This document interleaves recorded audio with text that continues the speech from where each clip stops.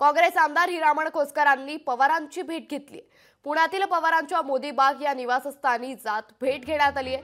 काँग्रेसकडून उमेदवारी मिळवून देण्याबाबत पवारांना विनंती देखील करण्यात आली आहे। क्रॉस वोटिंगचा आरोप चुकीचा असल्याचं शरद पवारांना सांगितलंय, तर नेते नाना पटोले, बाळासाहेब थोरातांना उमेदवारी द्यायला सांगा, हिरामण खोसकरांनी पवारांना विनंती केली आहे। पहिल्या फेरीत उमेदवारी जाहीर करावी, अन्यथा दुसरा पर्याय। आमदार हिरामण खोसकरांनी काँग्रेस नेत्यांना इशारा दिलाय।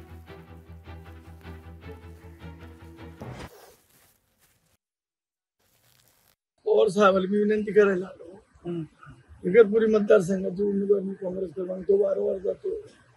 काँग्रेसवाले अजूनही उमेदवारी माझी डिक्लेअर करून मला शब्द देऊ नये म्हणून साहेबाला विनंती करायला म्हणजे काही मागे क्रॉस वोटिंग झालं ते काही मी केलं नाही, परंतु माझ्या कारणासाठी त्यांनी ठपकं ठेवलं। बरोबर, मी 100% मिलिंद नार्वेकर साहेबांना मतदान केलेलं आहे।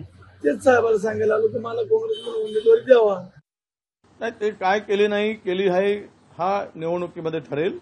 निवडणुकीमध्ये त्या संदर्भातला निर्णय आम्ही घेऊ आणि त्या संदर्भात आज बोलण्याची आवश्यकता नाहीये।